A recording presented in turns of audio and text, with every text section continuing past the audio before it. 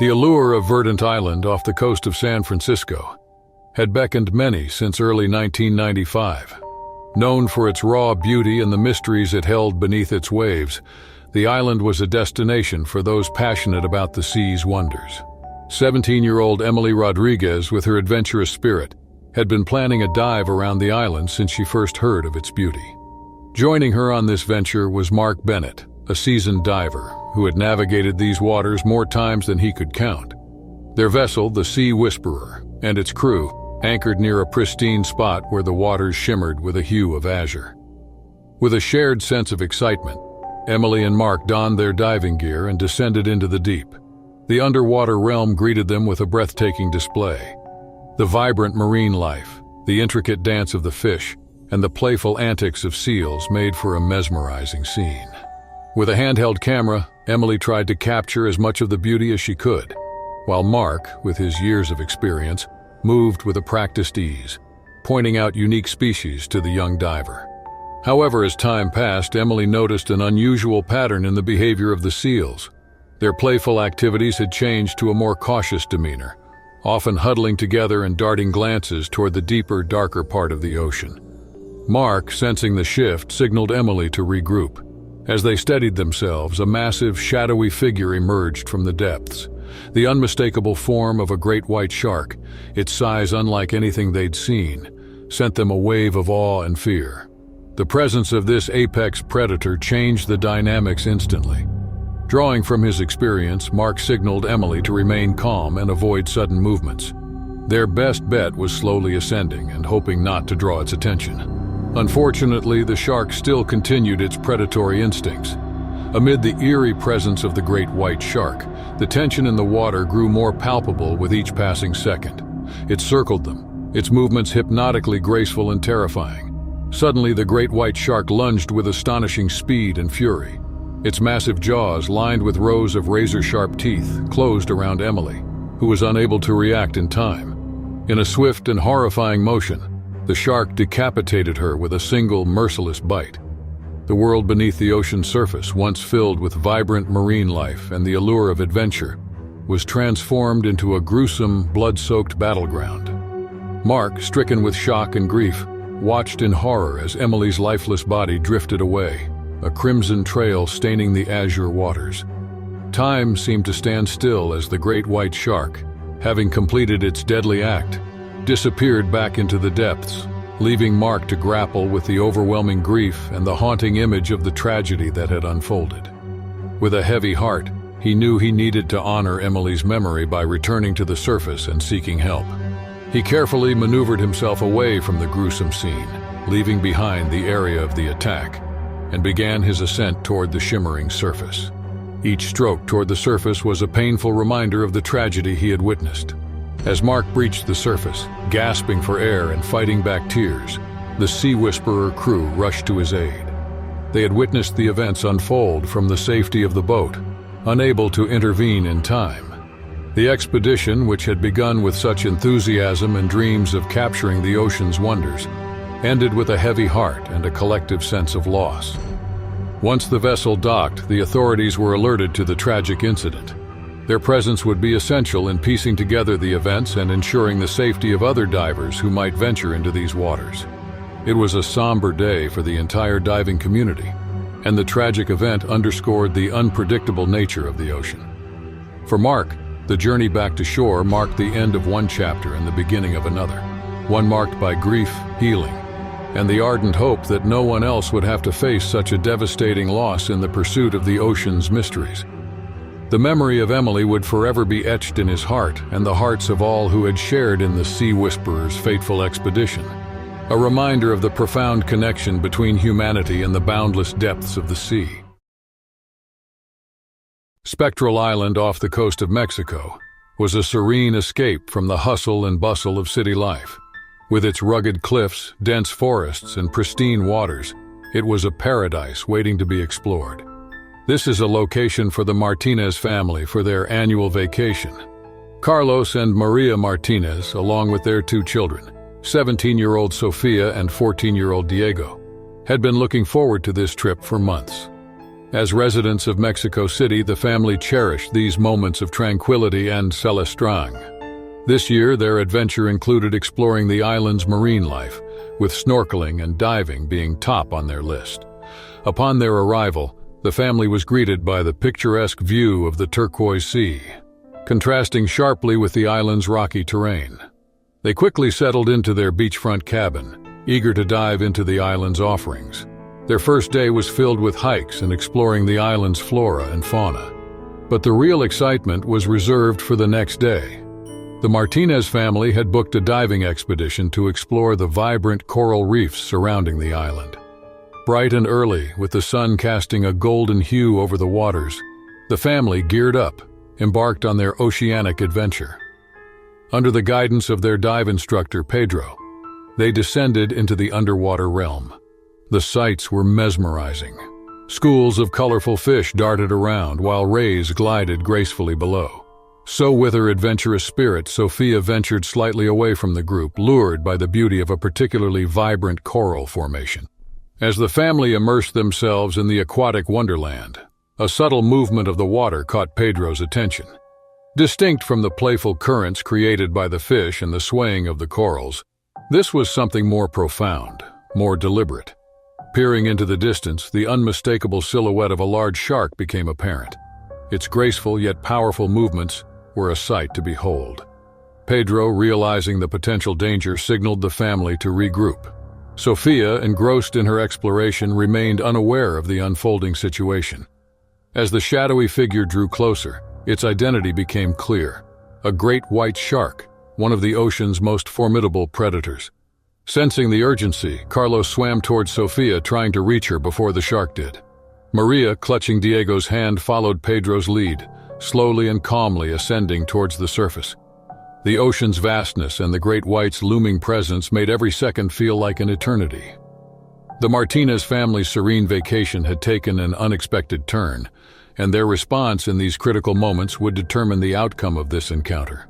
The vast blue expanse seemed even more immense as the Martinez family shared their space with the unexpected visitor. The great white's movements were calculated, its eyes surveying the unfamiliar intruders in its territory.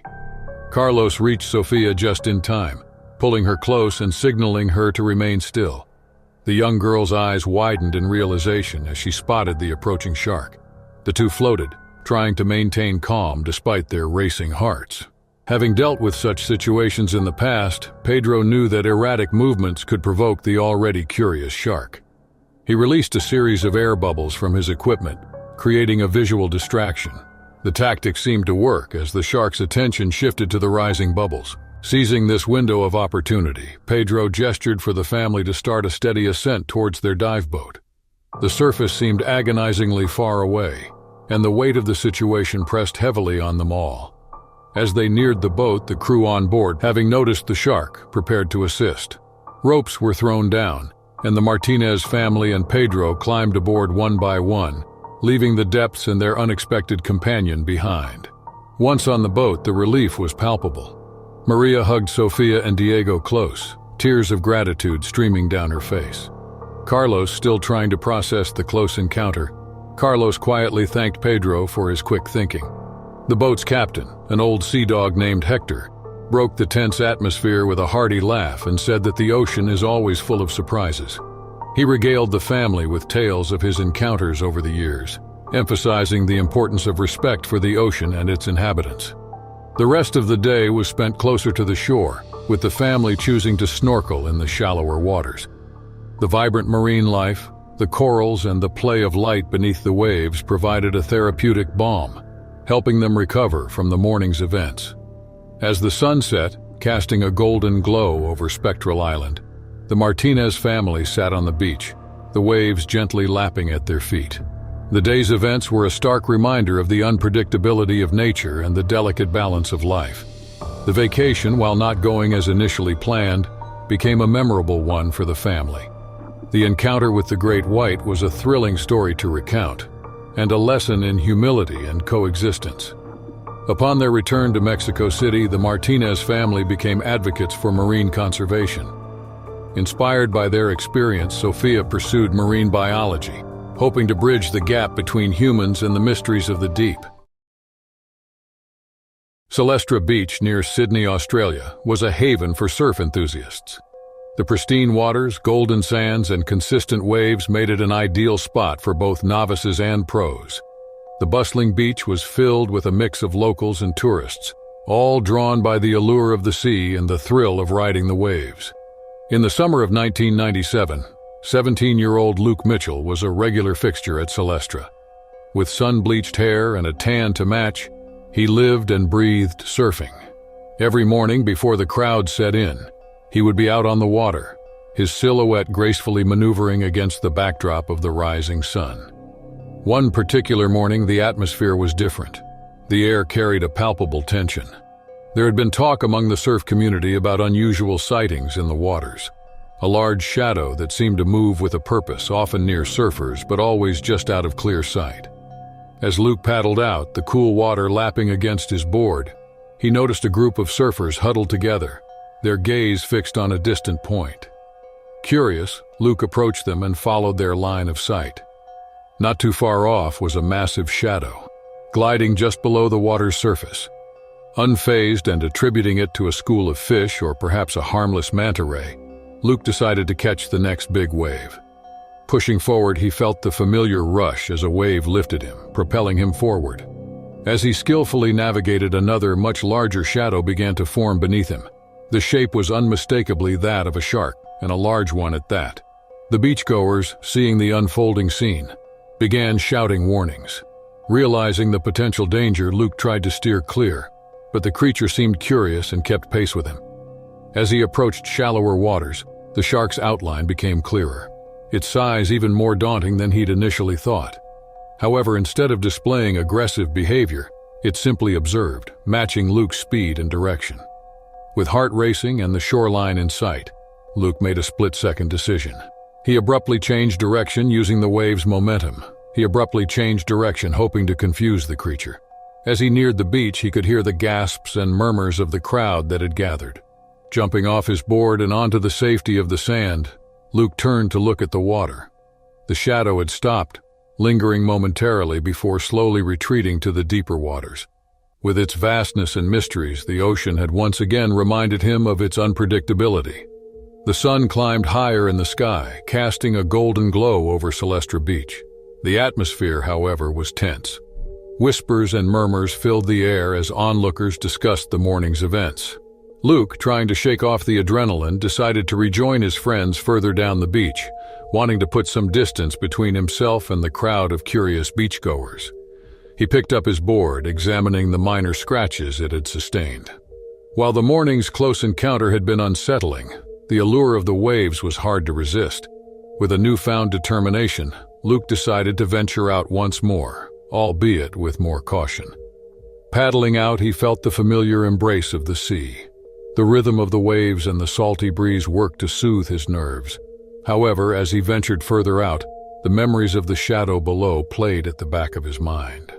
Lost in thought and the rhythm of the waves, Luke failed to notice the sudden stillness around him. The playful calls of the seabirds and the distant chatter from the shore all faded away. An ominous silence enveloped him. Out of the corner of his eye, he noticed a dark silhouette rapidly approaching. Before he could react, a massive force collided with his board, knocking him into the water. Panic set in as Luke tried to orient himself, the salty sting of the sea filling his nostrils.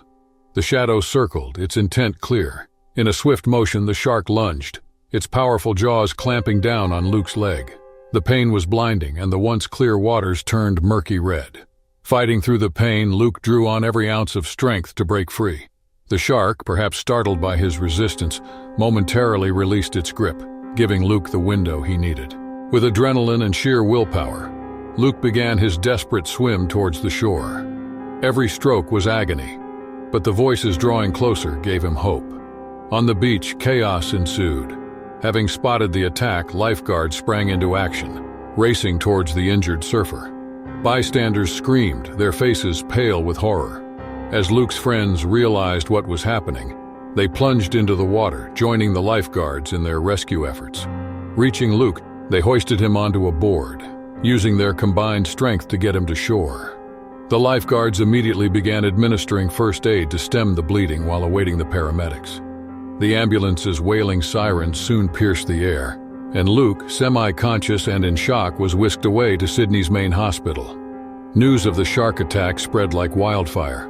Reporters and TV crews descended on Celestra Beach, seeking eyewitness accounts and expert opinions. But for Luke's family and friends, their focus was solely on his recovery. At the hospital, doctors worked tirelessly. The injury, while severe, had fortunately missed any major arteries.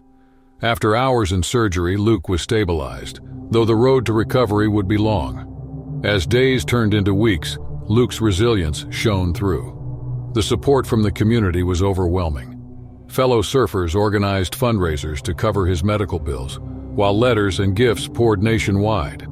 Throughout his recovery, Luke's passion for the ocean never wavered. While the physical scars were a stark reminder of that fateful day, they also symbolized his survival and strength. He became an advocate for shark conservation, using his story to highlight the importance of coexistence and respect for marine life. Celestra Beach, with its waves and wonders, continued attracting countless visitors. But the events of that summer served as a poignant reminder of the ocean's unpredictable nature and the delicate balance between man and marine life. The waters held a mystique that drew marine enthusiasts from around the world off the coast of South Africa, near a renowned island. The area was rich in lore, with tales of sailors and marine life dating back to the 1700s. Nicole Thompson, an ambitious 17-year-old with dreams of becoming a marine biologist, was one such enthusiast. Alongside her longtime friend John Andrews, they embarked on a journey to explore the depths near the island. Nicole's new underwater camera was poised to capture the marvels of the deep. Local chatter often spoke of a colossal great white shark named Shadow, believed to inhabit these waters. While many dismissed it as an exaggerated fisherman's tale, Nicole's adventurous spirit yearned to uncover the truth. John, always cautious, advised Nicole to stay close. As they dived, the underwater realm displayed its beauty. From playful seals to shimmering schools of fish, the scene was mesmerizing. However, a large silhouette caught Nicole's attention as they ventured deeper. The massive form hinted at the presence of a great white, its size unlike any they'd heard of. Sharing a concerned glance with John, Nicole felt both awe and fear. Deciding to ascend slowly, they noticed the shadow drawing closer, revealing the majestic and intimidating form of a great white shark. Its size and demeanor suggested this could be the legendary Shadow. Seeking refuge, John pointed towards a submerged rock formation, hoping it would offer some protection. Nicole grazed a sharp rock in the process, causing a cut. The trace of blood in the water could attract the curious predator. Behind the rocks, the two tried to compose themselves. Nicole's camera, still recording, captured the shark's curious circles. The reality was sinking in. They were in the domain of Shadow. With oxygen levels dropping, they knew they had to act. John remembered the flare gun in his dive kit, which could serve as a distress signal and a potential deterrent for the shark. With her camera rolling, Nicole hoped their experience might serve as a cautionary tale for future divers in the area. As John readied the flare, the vast ocean, the presence of the mighty shark, and their will to survive set the stage for what was to come. Time seemed to stretch endlessly as Nicole and John remained concealed behind the rock formation. Each minute felt like an hour, with the only sound being the steady rhythm of their breathing apparatus. The ever-present Shadow continued its patrol, its powerful tail occasionally sending strong currents their way. Nicole whispered through her dive communicator that they must act fast because their oxygen won't last much longer. John's firm grip on the flare gun indicated his readiness. He understood that firing it could create a momentary distraction for the approaching shark, potentially allowing them to swim toward the surface. They planned to navigate away from the island and head toward the open water, hoping to find their boat, which they believed to be nearby. With a deep breath, John aimed the flare gun upwards and pulled the trigger. A brilliant red flare shot out, illuminating the ocean in a fiery glow. As anticipated, the sudden light and heat startled Shadow, causing it to retreat momentarily. Seizing the opportunity, Nicole and John kicked off from the seabed, making a beeline for the surface. Their fins worked in tandem, propelling them upwards with urgency.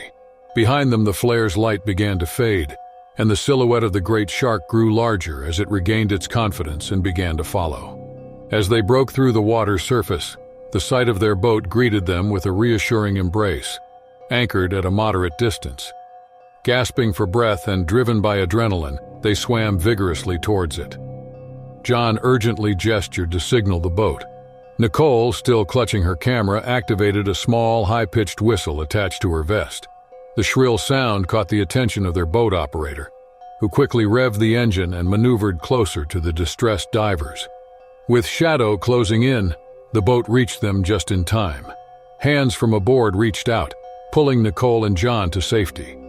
The boat sped away, leaving behind the churning waters and the formidable shadow of the shark. Back on land, the duo's harrowing experience became the talk of the town.